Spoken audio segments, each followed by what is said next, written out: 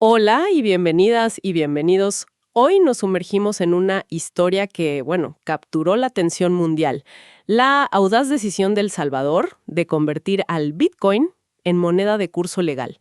Fueron la primera nación en hacerlo. Una movida que dio mucho de qué hablar, sin duda. Tenemos sobre la mesa un análisis bastante detallado que examina cómo funciona por dentro esta apuesta. Se centra en el papel crucial y, la verdad, un poco inesperado, del Banco de Desarrollo de El Salvador, Bandesal, en toda esta estrategia. Sí, el rol de Bandesal es uno de los puntos más interesantes, creo yo. Nuestra misión hoy es desentrañar este experimento, que es realmente único. ¿Cuáles eran los objetivos reales? ¿Cómo se puso en marcha, digamos, sobre el terreno? ¿Qué resultados estamos viendo? Y, sobre todo, ¿cuáles son esos enormes desafíos que todavía persisten? Queremos explorar qué significa realmente ser el pionero. Exacto. Es que fue un momento histórico, ¿eh? El 7 de septiembre de 2021, cuando entró en vigor la ley Bitcoin. Y lo fascinante es eso, cómo una institución como Bandesal, que tiene una trayectoria como banco de fomento, de repente se vio catapultada al centro de la gestión de activos digitales y la política cripto del país. Es, pues, un giro bastante radical en su mandato original. Bien, entonces, comencemos a desglosar esto. La piedra angular, claro, es esa ley Bitcoin, el decreto legislativo número 57. Se aprobó unos meses antes, en junio de 2021. Lo central, lo más disruptivo, es que declara el Bitcoin con libre circulación y poder liberatorio ilimitado. Eso, en sí mismo, ya es un cambio tectónico para cualquier sistema financiero. Totalmente. Y hay un detalle técnico, pero que es absolutamente crucial en el artículo 8 de esa ley, la creación del fideicomiso Bitcoin. Ajá, el fideicomiso. Este fideicomiso lo pusieron bajo la administración de Bandesal.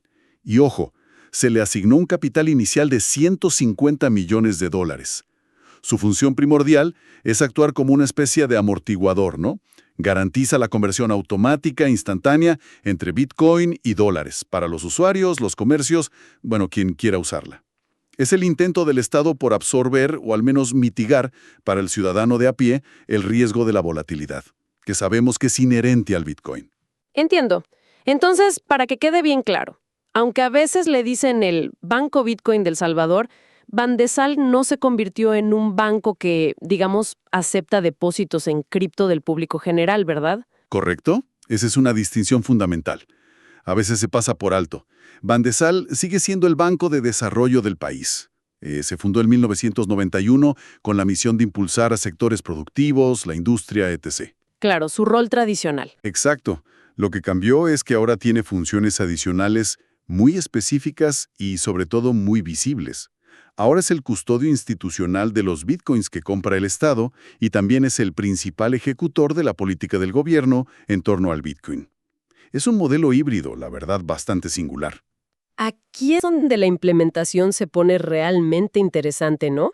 Porque el gobierno no solo aprobó una ley y ya, invirtió fuerte para intentar que esto funcionara en la calle. Lanzaron la billetera digital estatal, la famosa Chivo Wallet, Sí, la chivo. y las cifras que se manejan sobre esa inversión pública superan los $200 millones. Eso es muchísimo dinero para un país como El Salvador. Una inversión muy considerable, sin duda. Y no fue solo para desarrollar la aplicación móvil, ¿eh? Una parte importante se fue a crear infraestructura física. Los cajeros. Mápicos Chivo, que estaban diseñados específicamente para facilitar esa conversión entre Bitcoin y dólares. La idea era hacerlo tangible, que la gente viera que se podía usar. Y para darle como un empujón inicial, usaron un incentivo muy directo, el famoso bono de $30 equivalentes en Bitcoin para cualquiera que descargara y activara la Chivo Wallet. Una táctica de marketing, digamos, bastante agresiva para buscar la adopción masiva rápido. Exactamente. La meta a corto plazo, si pensamos en el periodo 2021-2023, era precisamente esa, desplegar la infraestructura básica. O sea, poner las piezas en el tablero. La app disponible, los cajeros funcionando, el fideicomiso operando para asegurar las conversiones, construir los cimientos, digamos. Y los números iniciales de descargas fueron, bueno, impresionantes, ¿no? Recuerdo haber visto titulares sobre eso. Sí, sí. La estrategia del bono funcionó. Para generar descargas, funcionó. Hay un estudio bastante citado de la Universidad de California, Berkeley, hecho en 2022, que encontró que cerca del 70% de la población adulta salvadoreña llegó a descargar la Chivo Wallet. A primera vista, pues un éxito rotundo en alcance inicial. Pero aquí viene el pero, ¿cierto? Porque una cosa es descargar la AMP por un incentivo y otra muy, muy distinta es usarla seguido, en el día a día. Precisamente, ahí es donde la historia se vuelve más compleja. Ese mismo estudio de Berkeley arrojó una luz, mucho más matizada sobre el uso real y sostenido.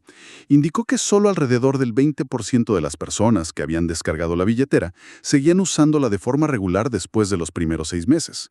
O sea, hubo una caída muy, muy significativa después del impulso inicial. Es decir, el bono generó una especie de espejismo de adopción masiva, podríamos decir. Algo así. ¿Y qué factores explican esa brecha tan grande entre la descarga inicial y el uso continuado? Pues es una combinación de factores, según apuntan varios análisis.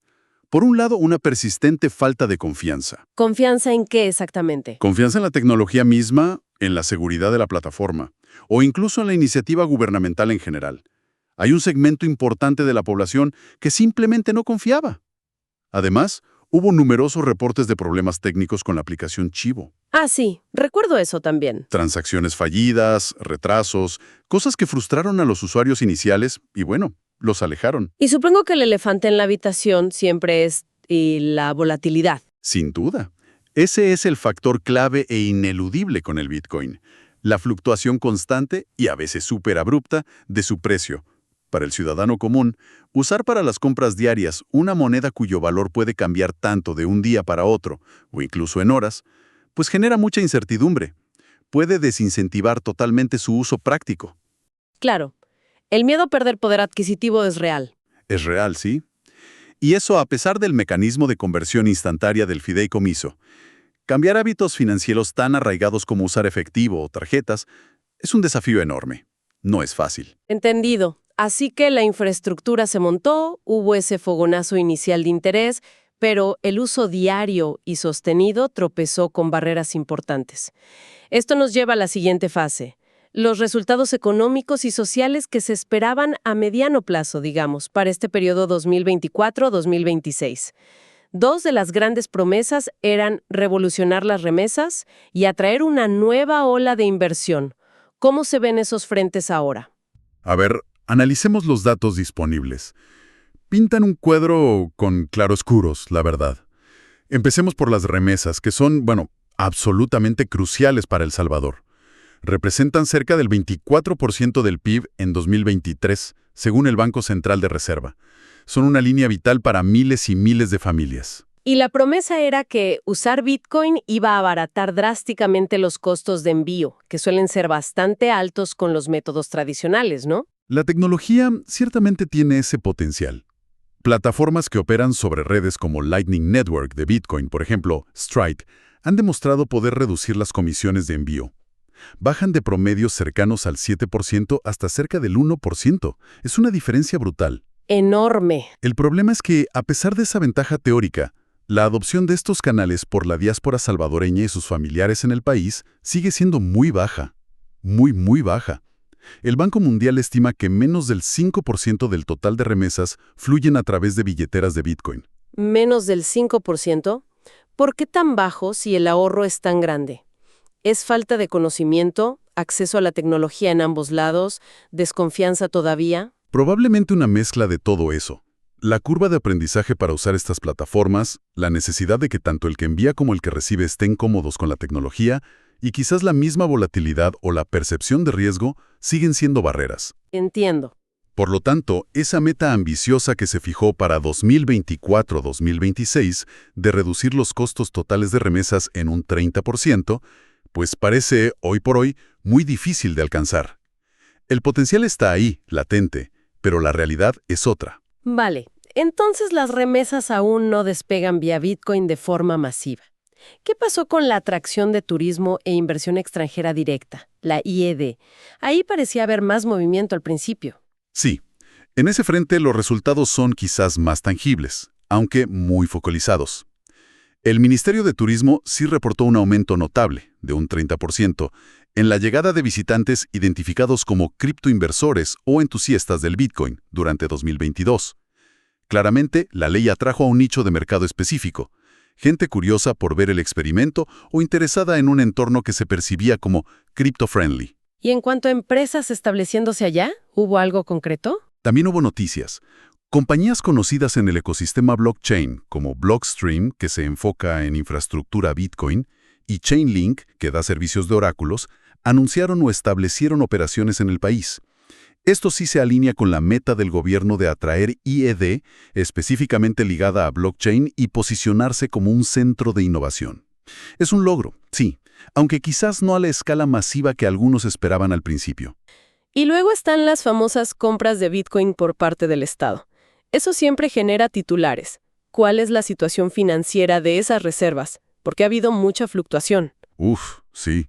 A ver, según plataformas que rastrean esto, como Bitcoin Treasuries, con datos de mayo de 2024, para tener una referencia, el gobierno salvadoreño tendría en su poder unos 2.381 Bitcoins. 2.381. Exacto.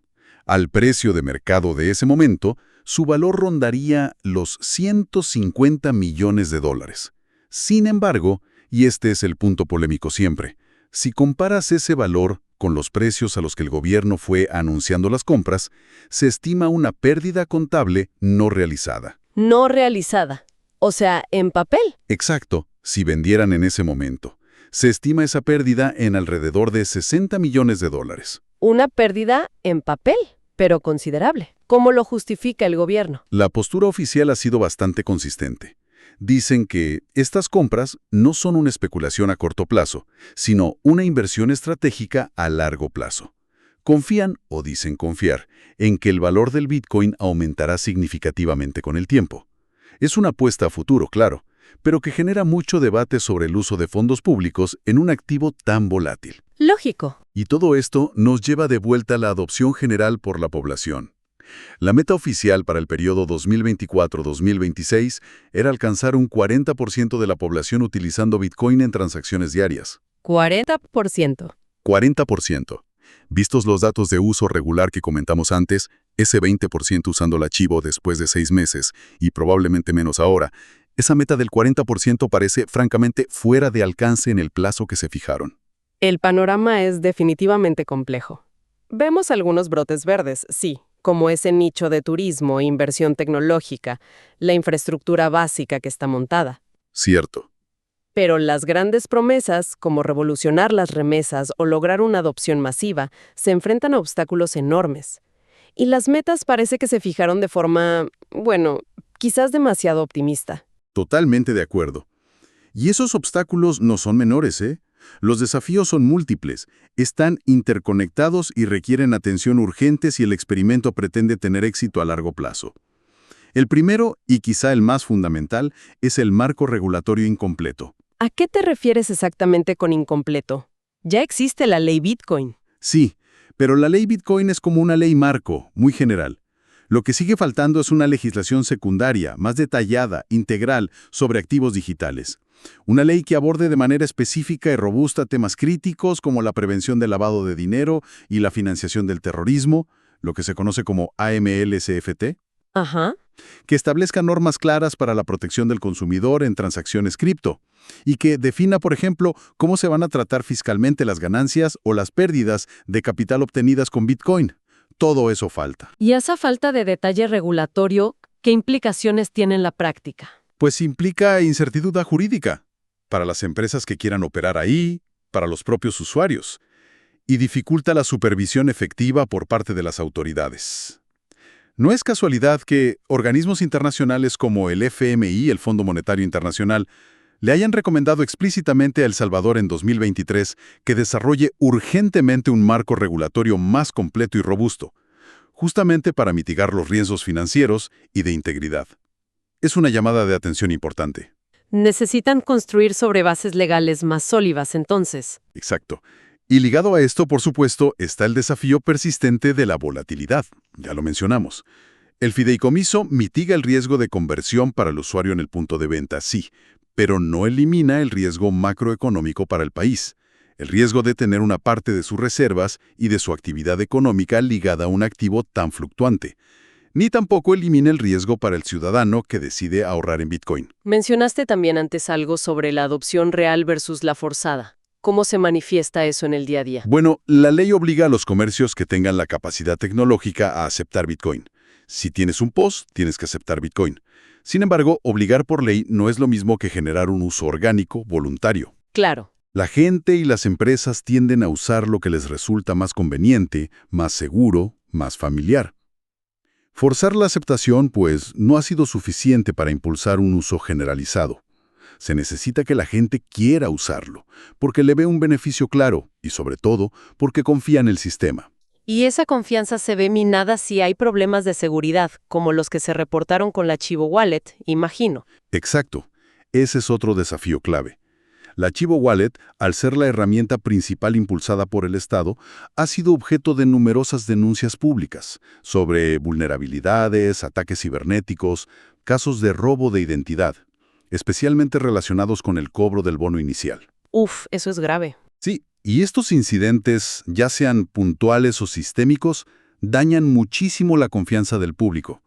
Se requiere una inversión continua y transparente en ciberseguridad, auditorías independientes, mecanismos efectivos para responder a los usuarios afectados. Es fundamental. Y encima está la presión internacional. A eso se suma la presión internacional, sí.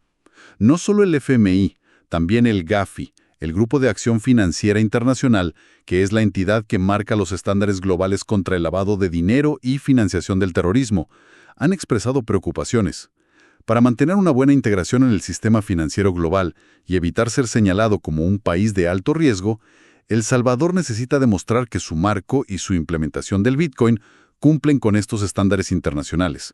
No es opcional. Y todo esto tiene un costo, claro. Hablamos de una inversión inicial de más de $400 millones entre infraestructura, fideicomiso, promoción. ¿Es fiscalmente sostenible todo esto?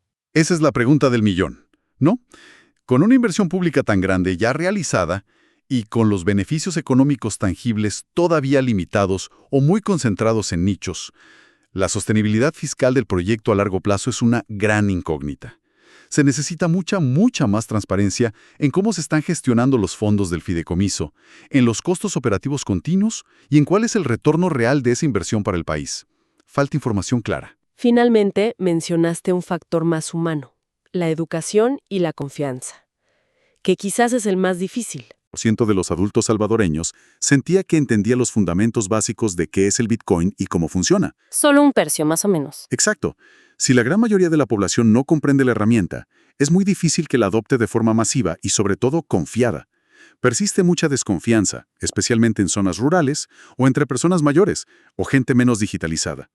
Sin una campaña masiva y efectiva de alfabetización financiera digital, el proyecto enfrenta una barrera cultural enorme. Recapitulando entonces, por un lado tenemos logros concretos. Atraer un tipo específico de turismo e inversión, la existencia de una infraestructura que podría, en teoría, reducir costos de remesas para quien la usen y un intento audaz de posicionarse como innovador. Un esfuerzo por incluir financieramente a sectores no bancarizados, al menos en el papel. Sí, esos puntos son innegables. Pero por otro lado, los contrapesos son muy fuertes. Una inversión fiscal inicial elevadísima con retorno incierto, una adopción real por parte de la mayoría que sigue siendo baja y riesgos significativos en el frente regulatorio, de seguridad, de volatilidad y de aceptación internacional, además de esa brecha educativa fundamental que mencionábamos. El llamado Bitcoin Bank del Salvador entonces, con Bandesal en su centro, no es realmente un banco cripto como podríamos imaginar al principio. Es algo diferente. Exactamente. Lo que El Salvador ha creado es un modelo híbrido único en el mundo. Un banco de desarrollo tradicional al que se le han añadido funciones de custodio de activos digitales estatales, de inversor en Bitcoin por cuenta del Estado y de promotor activo de una política nacional pro criptoactivos. Es una fusión de roles bastante particular. Muy particular. Si conectamos esto con el panorama general, lo que estamos presenciando es un experimento socioeconómico a escala nacional, con el mundo entero observando, claro. Busca, en esencia, explorar un nuevo rol para el Estado en la era de las finanzas digitales. Es una apuesta muy audaz sobre cómo la tecnología puede, o quizás no puede, reconfigurar la economía de un país. ¿Financiera cripto? ¿Crear todo un ecosistema? Esa es la ambición declarada, sí. Un ecosistema con leyes claras, con talento local, con empresas innovadoras y donde el Bitcoin sea una parte integrada y ojalá estable del sistema financiero. Sin embargo, alcanzar esa visión va a depender críticamente de la capacidad del país para resolver los enormes desafíos que hemos discutido. Todos los que mencionaste. Todos. Consolidar una regulación robusta y que sea respetada internacionalmente, educar masivamente a su población, encontrar maneras efectivas de gestionar la volatilidad, operar con total transparencia fiscal y, fundamental, reconstruir la confianza ciudadana. Son condiciones indispensables, diría yo. Así que El Salvador se lanzó a escribir un capítulo completamente nuevo en la historia financiera, sin un mapa claro, básicamente. Es un laboratorio a cielo abierto que está ofreciendo lecciones cruciales sobre las promesas, claro, pero quizá más importantemente sobre los peligros y las complejidades de adoptar una criptomoneda como moneda nacional. Sin duda alguna. El veredicto final sobre su éxito o fracaso tardará años, quizá décadas, en llegar, eso está claro. Pero independientemente del resultado final, El Salvador ya ha dejado una marca indeleble. Ha obligado a todos, a nivel global, a repensar la naturaleza del dinero, la tecnología y el papel del Estado en este siglo XXI. Ha abierto un debate muy necesario. Absolutamente. Y esto nos deja con una pregunta para seguir reflexionando, que va un poquito más allá de nuestras fuentes de hoy, quizás.